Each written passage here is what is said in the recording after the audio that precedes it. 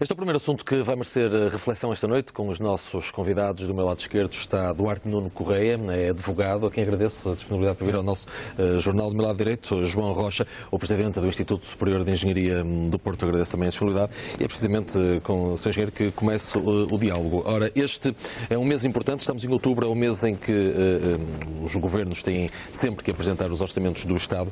Estes dados são preliminares, obviamente, ainda não temos a versão final do documento, mas há pelo menos já aqui uma garantia, que é desengane-se quem pensava que o orçamento do próximo ano, até porque será o orçamento do último ano da legislatura, não pensava-se, ou podia-se pensar que iria ser um bocadinho mais leve, mas começa a ficar claro que não há margem de manobra. A austeridade vai continuar. É verdade, aparentemente, pelas informações que existem, uma vez que ainda não temos informação definitiva, a situação de austeridade vai se manter em termos muito semelhantes àqueles que têm ocorrido, nomeadamente no último ano, mas também em alguns anos anteriores. E, de facto, não deixa de ser surpreendente que, ao fim de todos estes anos de redução contínua, ou do esforço de redução contínua de gastos na administração pública, não seja ainda possível recuperar um pouco daquilo que foi o poder de compra que, entretanto, foi perdido, não só para a administração pública, mas também por todo o país. E eu falo na redução da administração pública porque representa uma porcentagem significativa dos custos do orçamento de Estado.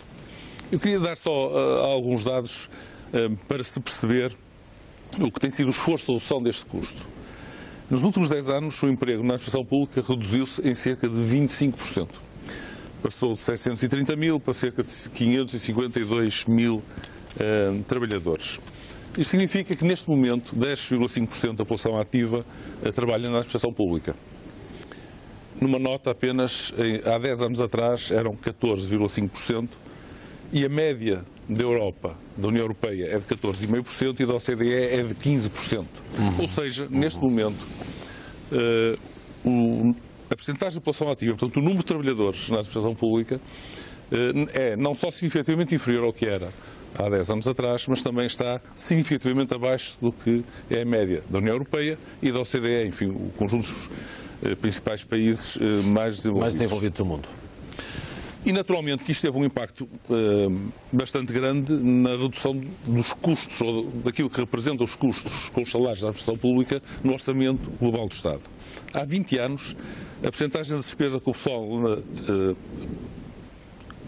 na despesa corrente do Estado era de 32,5%.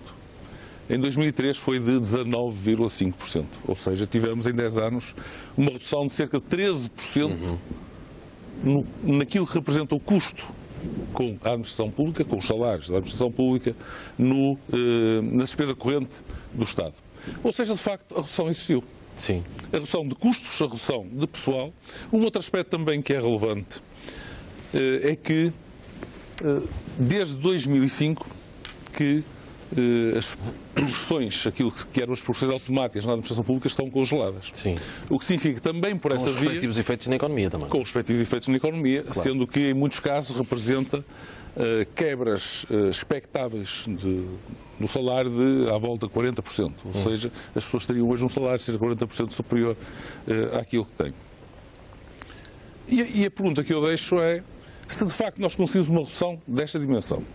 Se de facto o peso dos salários no peso do Orçamento de Estado diminuiu desta ordem de grandeza, porque é que nós não conseguimos, com todo este esforço, melhorar a situação que encontramos? A isto há que crescer a redução no investimento que se verificou. Isso também é uma nota interessante, porque o FMI disse ainda esta semana que um aumento de 1 ponto percentual no PIB em despesas de investimento em infraestruturas aumenta o nível de produção em 0,2% no mesmo ano e em 1,5% 4 anos depois. Portanto, seria expectável que todos estes fatores conjugados tivessem alguns resultados. Certo. Ou seja, e não seria de esperar, o que já que falou no FMI, não seria de esperar que o FMI esta semana dissesse que, apesar do crescimento que já está a ser sentido ser algo positivo, não seria de esperar que revesse em baixa o crescimento de Portugal, que foi o que o FMI fez esta semana. Portanto, E o próprio Banco de Portugal, e o próprio Banco de Portugal caíram como surpresa, não é?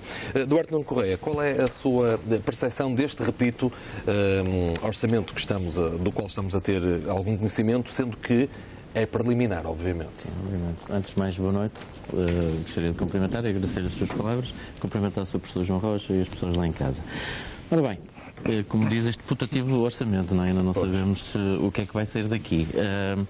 Desde logo, e tendo em consideração a exposição que o Sr. Professor fez, nós temos aqui, de facto, um pecado original, a montante, que é as contas públicas continuam desequilibradas.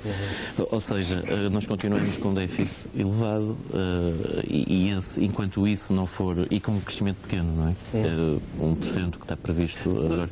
Numa análise, se me permite, se quisermos, não tão técnica, mas um pouco mais popular, a maior parte, ou muitos, não digo a maior parte, mas muitos portugueses estarão nesta altura, ou quando começarem a ter contacto com estas notícias, muitos com certeza que vão pensar, mas afinal os esforços destes últimos anos serviram para quê? Para nada. Não, vamos ver. Também os sinais não são... Nós temos, é uma coisa muito portuguesa, focar só a parte negativa. Nós temos alguns sinais das notícias que temos sobre o orçamento. Vamos pegar pela positiva. Deixa-me perguntar-lhe o seguinte. O facto de haver esta possibilidade, para pegar aqui num caso, se quiser pela positiva, a possibilidade da sobretaxa descer de 3,5% para 2,5%, portanto, uma redução de 1%, é uma notícia positiva? Acho que sim, não é? Se as pessoas conseguem ter pelo menos mais 1% de rendimento, é bom. Depois também... Mas não chega. Não chega. As pensões mínimas também, pelos vistos, vão aumentar, não é? E as pensões mais pequenas representam a grande maioria, infelizmente, dos pensionistas, não é?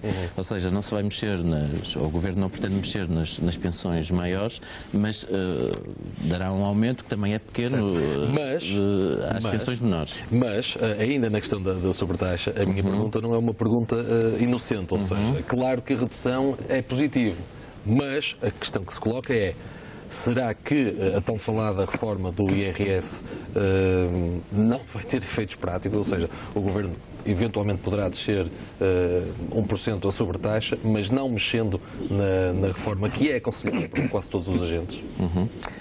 A reforma do IRS, por acaso a última vez que cá estive falei sobre isso, tinha saído na altura o documento da Comissão da Reforma do IRS, prevê algumas coisas, nomeadamente para as famílias, que me parecem interessantes e que na altura... A questão dos filhos e posteriormente a questão também dos avós. Dos avós, que foi uma questão que eu levantei por acaso aqui na altura e depois felizmente veio agora a ver-se que parece que vai ter alguma repercussão.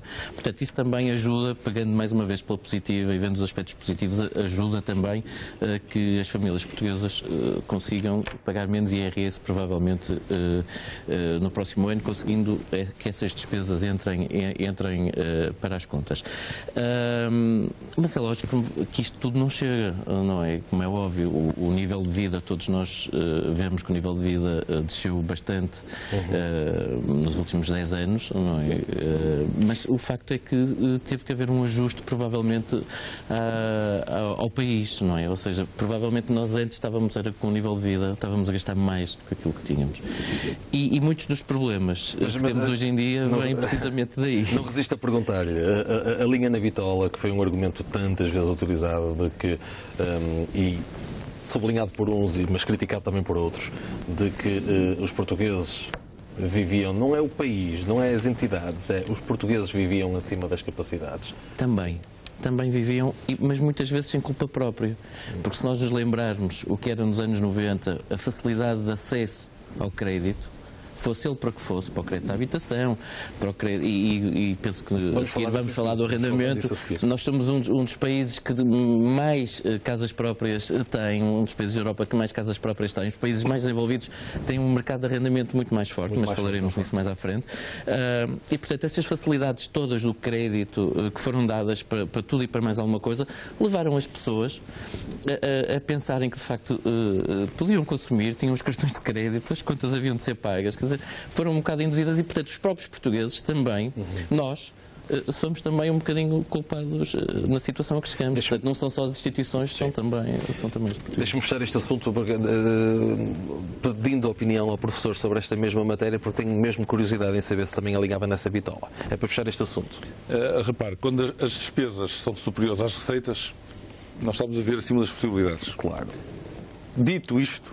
Mas quando as receitas são salários muito baixos, é fácil de superar, não é? Dito isto, é um facto que, tendo todos nós responsabilidades, não podemos fugir às responsabilidades que temos, também há aqui uma construção económica na Europa que não nos tem sido favorável. Para além de todas as questões das crises pontuais que surgiram, como sabemos, em 2009 e depois em 2011, mais focado em Portugal, mas para além de tudo isso há uma construção económica europeia que não nos tem permitido, enquanto país, atingir um potencial que eventualmente tem sido permitido a outros países.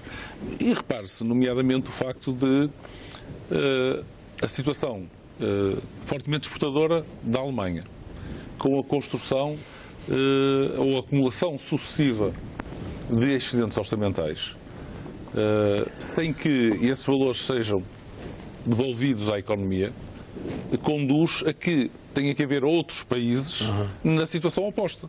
Porque o dinheiro não se cria, ele é transferido de uns países para outros e, portanto, enquanto mantivermos esta situação, dificilmente países como Portugal terão possibilidade de só por si sair. Aliás, acerca disso, eu hoje ouvi alguém dizer que era preciso, estava a Europa toda à espera que a Alemanha começasse a gastar mais para começar a comprar mais aos outros países da Europa. Exatamente. Mas o problema é esse, é porque limita-se a exportar, com fortes restrições ao consumo. E enquanto não houver alguma libertação, pelo menos no consumo na Alemanha, dificilmente os outros países conseguirão equilibrar a sua situação. Mas há aqui algumas, só para fechar, aqui há algumas situações, eu ainda hoje ouvi o Bloco de Esquerda a verberar contra isto, contra, por exemplo, o pagamento em duodécimos do subsídio de Natal.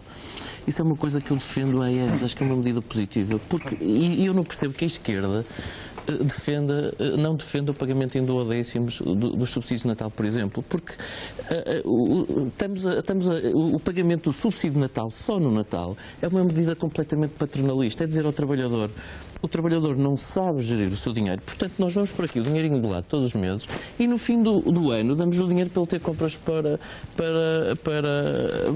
comprar presentes para a família. Quando, provavelmente, o que o trabalhador quer é ter o dinheiro do seu lado durante o ano, mensalmente, e geri-lo conforme bem entender. Portanto, essas críticas, uma medida que é apontada como negativa... Isso é um ponto de vista, não é? Esse argumento, com certeza, que não é fácil. Não, é uma coisa... Não cai facilmente no ouvido de muita gente. Não? É uma coisa que eu acredito piamente, aliás, e que há vários anos, e que já em várias empresas que eram minhas clientes foi implementado isso, porque de facto acho sinceramente que é passar um atestado paternalista aos trabalhadores, dizer: nós vamos pôr aqui o dinheirinho de lado e só te damos em dezembro para teres dinheirinho para comprar os presentes. Quer dizer, quando as pessoas têm direito a gerir o seu próprio dinheiro. Não é? Nós vamos já regressar ao comentário, falando precisamente sobre este assunto do qual agora dou nota, a nova lei das